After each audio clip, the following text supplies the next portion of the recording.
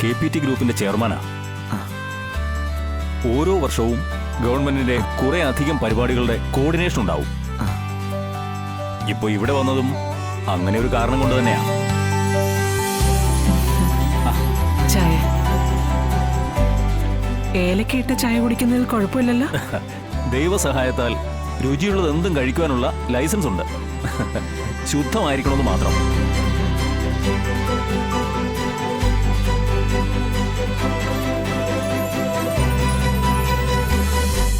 ആഹാ, ചായ തകർത്തു.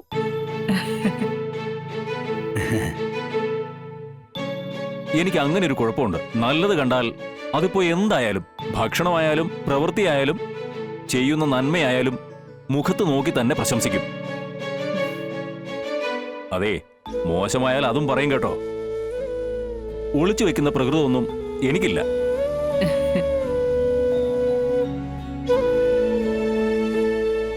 ഇനി വന്ന കാര്യം പറയാം. ഗവൺമെന്റിന്റെ കുറച്ച് ഓർഡർ ഉണ്ട്. ഈ ടൂറിസവുമായി ചേർന്ന് ചെയ്യുന്ന പരിപാടിയാ. കുറച്ച് വലിയ പരിപാടിയാ. 3-4 യൂണിറ്റായി ഭക്ഷണം ഉണ്ടാക്കേണ്ടി വരും. ഒരു യൂണിറ്റിന്റെ ചുമതല സത്യാമ്മ ഏറ്റെടുക്കണമെന്ന് പറയാൻ വേണ്ടിയാ ഞാൻ വന്നത്.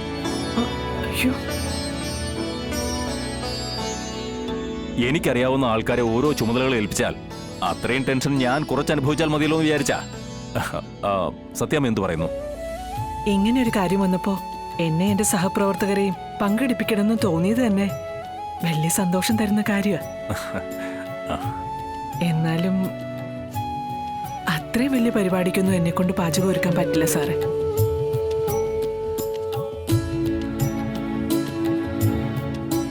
എന്നെ കൊണ്ട് നടക്കില്ല.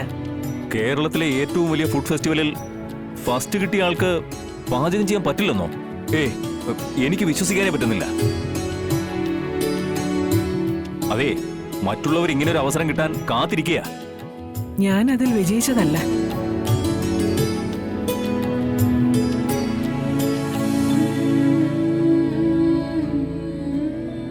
എനിക്കൊരാൾ തോറ്റു തന്നതാ.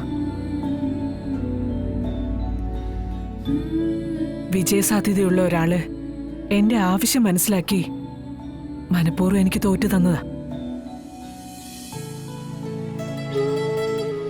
ഒരിക്കൽ കൂടി നമുക്ക് ക്ഷണിക്കാം കുടുംബശ്രീ ശാരദ.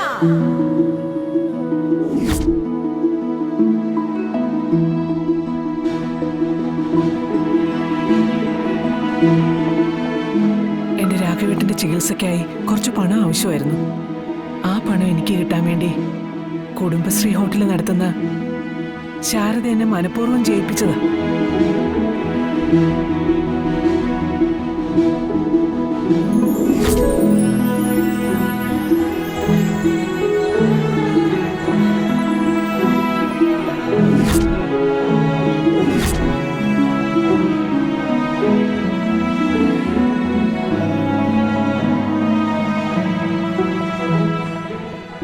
ശാരദാമ്മയൊന്ന് മനസ്സ് വെച്ചിരുന്നെങ്കിൽ ആ മത്സരം വളരെ എളുപ്പത്തിൽ ജയിക്കാവുന്നതേ ഉള്ളായിരുന്നു.